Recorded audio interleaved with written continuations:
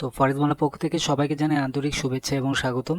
বেশ কয়েকদিন ধরে আমি ভীষণ অসুস্থ এবং অসুস্থ থাকার কারণে আমি কোনো ভিডিও আপনাদের সাথে শেয়ার করতে পারিনি এবং টেলিগ্রামে কোনো আপডেট দিতে পারিনি। আমার প্রচণ্ড জ্বর হয়েছিল, আজকে প্রায় 7 দিন হচ্ছে, এবং সারা শরীরে পক্স হয়ে ভরে গিয়েছিল, যার কারণে খুব অসুস্থ হয়েছিলাম। স্ক্রিনে যে পিকগুলো দেখতে পাচ্ছেন এটি হচ্ছে তার নমুনা। আলহামদুলিল্লাহ এখন অনেকটাই সুস্থ আছি। আমার জন্য সবাই দোয়া করবেন, আমি যেন আরও তাড়াতাড়ি সুস্থ হতে পারি। তো আজকে যেই আলোচনা করব সেটি গোল্ড মার্কেট এই সপ্তাহে কি হতে পারে এটি নিয়ে আলোচনা করব, গোল্ড মার্কেট অ্যানালাইসিস। তো আপনারা যারা নতুন আছেন তারা ফরেক্স বাংলা চ্যানেলটি সাবস্ক্রাইব করবেন এবং বেল বাটনে হিট করতে ভুলবেন না, কারণ ফরেক্স বাংলা চ্যানেলে নিয়মিত আপডেট ভিডিওগুলো দেওয়ার চেষ্টা করি। তো চলুন তাহলে শুরু করা যাক। তো আমি এখানে কয়েকটা লাইন টেনে রেখেছি, যে সাপোর্টগুলো, যে লাইনগুলো আপনারা দেখলে হয়তো বুঝতে পারবেন যে এটি কোথায় থেকে কোন পর্যন্ত মার্কেট যেতে পারে। তো দেখুন এখানে আপনারা দেখতে পাচ্ছেন, এখানে সর্বপ্রথম যেই লেভেলটি আছে, আচ্ছা আমি আলাদা একটা লাইন নেই, যেহেতু গোল্ড মার্কেট নিয়েই সবচেয়ে বেশি কাজ করা হয় সেহেতু গোল্ডটাই আমি অ্যানালাইসিস করি বেশি। তো সর্বপ্রথম হচ্ছে আমাদের নিচের একটা সাপোর্ট লেভেল এখানে একটা তৈরি হয়েছে, নতুন একটা সাপোর্ট লেভেল তৈরি হয়েছে। তো এই সাপোর্ট লেভেলটা ভাঙতে পারে, যদি এটা ভাঙার সম্ভাবনা যদি থাকে তাহলে এই মার্কেট ডাইরেক্ট 2300-তে চলে আসবে এই সপ্তাহে, এবং লাস্ট পজিশন হচ্ছে 2277। তো এই যে 2277 এখানে আসার পসিবিলিটিটা অনেক কম আছে, কারণ এটা একদম শেষের লেভেল। তো এই শেষের লেভেলে মার্কেট আসার সম্ভাবনাটা খুব কম আছে। ভিডিওটি একটু মনোযোগ সহকারে শুনবেন এবং বোঝার চেষ্টা করবেন। তো দেখুন আমি টেকনিক্যাল অ্যানালাইসিসটাই শুধু আপনাদের সাথে এখন শেয়ার করছি। তো দেখুন এখানে মার্কেট লাস্ট 2277-এ মার্কেট আসার চান্স আছে এই সপ্তাহে। যদি 77-এ আসে দেন মার্কেট এখান থেকে আপে চলে যাবে, আর 77-এর নিচে আপনারা 70 পর্যন্ত মার্কেট ধরে রাখতে পারেন যদি লং টার্ম ট্রেডিং করেন সেক্ষেত্রে। আচ্ছা এরপর হচ্ছে এখানে একটা রেজিস্ট্যান্স আছে, যে রেজিস্ট্যান্স লেভেলটি আমি এখানে ধরে দিই। এখানে রেজিস্ট্যান্স লেভেলটি আছে,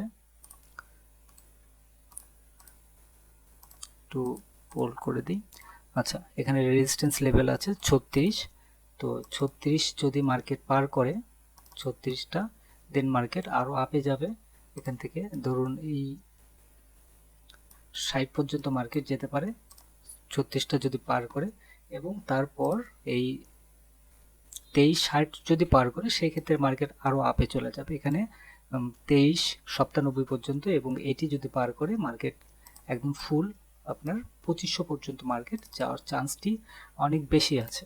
তো এখন কোশ্চেন হচ্ছে যে এই মার্কেটটি অ্যাকচুয়ালি কোন দিকে যাওয়ার চান্সটা খুব বেশি আছে। এটার সঙ্গে আমরা যদি 200 মুভিং অ্যাভারেজ যদি ইউজ করি, এটা সবাইকে বলি আমি, এটা 200 মুভিং অ্যাভারেজটা ব্যবহার করার জন্য। তো 200 মুভিং অ্যাভারেজ যদি ব্যবহার করি তাহলে দেখা যাচ্ছে যে এখানে দেখুন কয়েকটা জায়গা কিন্তু এখানে পার করেছে। যেমন 1 আওয়ার হিসেবে এখানে একটা পয়েন্ট খেয়াল করে দেখুন, এই 200 মুভিং অ্যাভারেজ এখানে কিন্তু ক্রসিং, আপনার এই লেভেলটা কিন্তু পার করে উপরে গিয়েছে, তারপর মার্কেট নিচে আসছে। বাট এখন বর্তমানে মার্কেট উপরে যাওয়ার চান্সটি অনেক বেশি আছে, মার্কেট আপে যাবে। গোল্ড মার্কেট এবার লাস্ট টার্গেট 2500 পর্যন্ত মার্কেট যাওয়ার চান্সটা আছে এই সপ্তাহের মধ্যে, হয়তোবা এটা ধারণা করা যাচ্ছে যেই অ্যানালাইসিস অনুযায়ী দেখা যাচ্ছে, অথবা মার্কেট আর একটু ডাউন হয়ে দেন মার্কেট আপে যাবে। তবে ডাউন হলেও খুব একটা বেশি মার্কেট ডাউন হওয়ার চান্সটি অনেক কম আছে। তো দেখুন এখন এই পজিশন থেকে মার্কেট কোথায় যাবে, এখানে 4 আওয়ার হিসেবে 200 মুভিং অ্যাভারেজটাও কিন্তু পার করেছে, বাট এখানে যেই সাপোর্ট যে লেভেলগুলো আছে এই লেভেলগুলো কিন্তু পার করেনি মার্কেট। এখান থেকে কিন্তু মার্কেট উপরে যাওয়ার চান্সটা অনেক বেশি আছে। এবং ডে অনুযায়ী এখানে একটা জিনিস খেয়াল করে দেখুন, ডে আপনার উইকলি অনুযায়ী একটা জিনিস খেয়াল করে দেখুন, এখানে কয়েকটা উইক, ধরুন এখানে 2টা উইক একদম পরপর ডাউনে ছিল, এরপরে 2টা উইক পরপর আপে ছিল। খেয়াল করে দেখুন এখানে 2টা উইক ডাউনে ছিল এবং তারপরে 2টা উইক আপে ছিল, এবং এরপরে যে 2টা উইক, এই 2টা উইকে ছিল মার্কেট ডাউন। সো এইবার যেই উইকটা আসবে এই উইককে আশা করা যায় মার্কেট আরেকটু নিচে আসার পরেও মার্কেট উপরের দিকে যাবে, উপরের দিকে যাওয়ার চান্সটা অনেক বেশি আছে, যেহেতু এদিকে পরপর একদম সেম লেভেল ধরে মার্কেট চলে আসছে এবং এখানে একটা সাপোর্ট একটা লেভেল আছে, যে লেভেলটা আমি দেখাই। এখানে দেখুন যে সাপোর্ট লেভেলটি আপনারা এই যে এই পজিশনেই দেখতে পাচ্ছেন। এই এখানে খেয়াল করে দেখুন, একটু আমি ক্যান্ডেল গ্রুপ বেশি জুম করতে পারছি না, যার করে আপনাদেরকে বোঝাতে পারছি না, তো একটু কষ্ট করে দেখুন। এখানে এইটার একটা মানে উপরের মাথাটা দেখুন, এই মাথাটা, এবং তারপরের এই যে এই লেভেলটা, এবং তার নিচে এখানে একটা আছে, এবং এই যে এইখানে একটা আছে, এবং এইটা।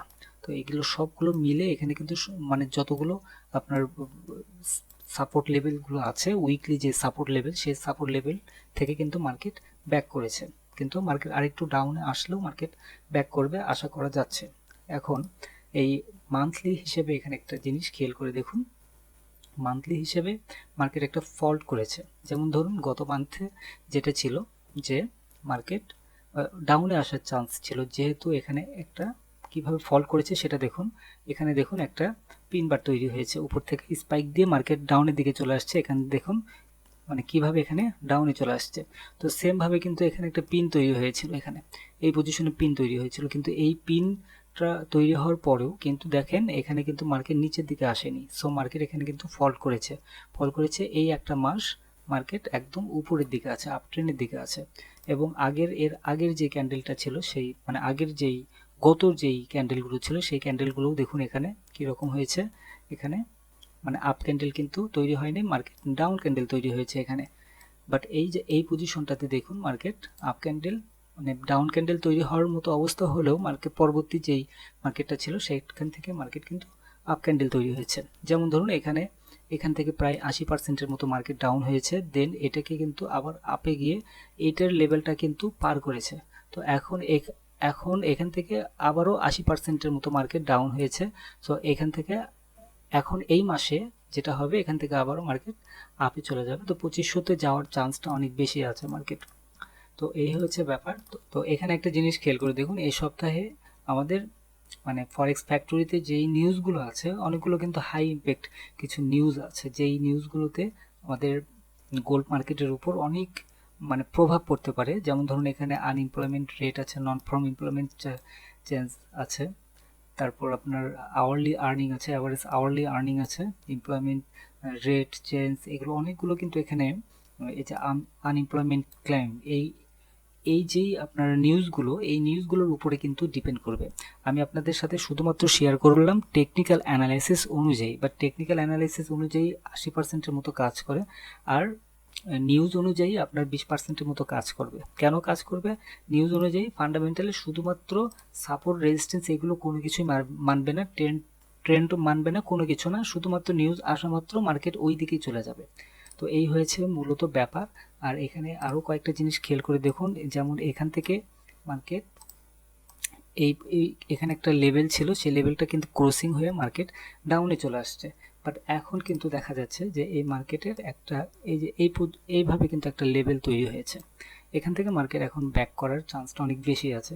তো এখন আপনারা যেটা করবেন যে এই সপ্তাহে মানে যদি এন্ট্রি নেন, সেই ক্ষেত্রে বর্তমান যে পজিশনটা আছে এই পজিশনেও এন্ট্রি নেওয়া যেতে পারে।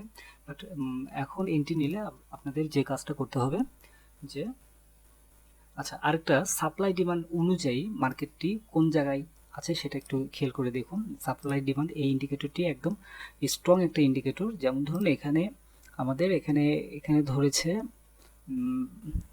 23-15, তো 23-15 থেকে মার্কেট এখান থেকে ব্যাক করেছে।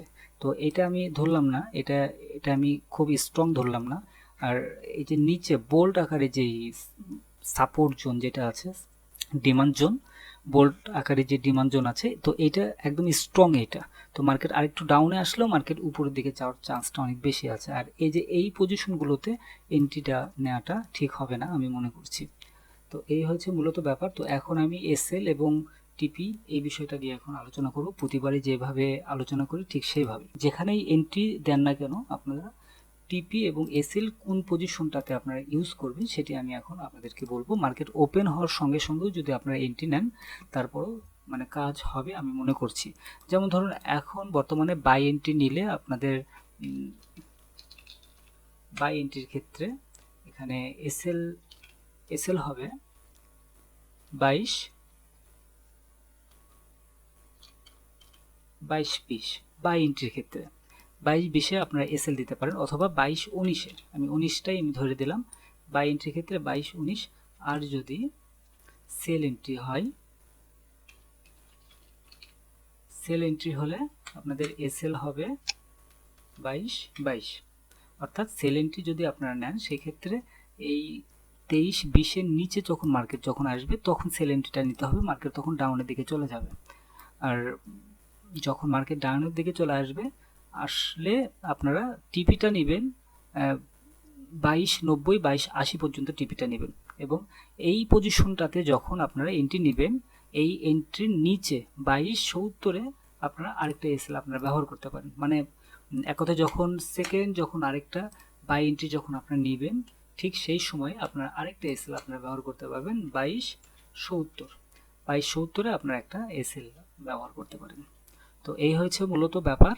তো এখান থেকে আর আরেকটা বিষয়, সেটি হচ্ছে বাই এন্ট্রি পয়েন্ট আরেকটা হবে, সেটা 23-61-র উপরে যদি মার্কেট যায় সেই ক্ষেত্রে বাই এন্ট্রি হবে। আর এখান থেকে যখন মার্কেট যখন উপরে যাবে, খুব একটা বেশি প্রফিট নেবেন না, অল্প প্রফিট নিয়ে মার্কেট থেকে বের হয়ে চলে আসার চেষ্টা করবেন। তো ধন্যবাদ সবাইকে ফরেক্স বাংলার সঙ্গে থাকার জন্য, আর আমার জন্য দোয়া করবেন আমি যেন অতি তাড়াতাড়ি সুস্থ হয়ে যাই এবং আপনাদেরকে খুব সুন্দর অ্যানালাইসিস করে সিগন্যাল সহ টেলিগ্রাম চ্যানেলের জন্য শেয়ার করতে পারি। ধন্যবাদ সবাইকে ফরেক্স বাংলার সঙ্গে থাকার জন্য।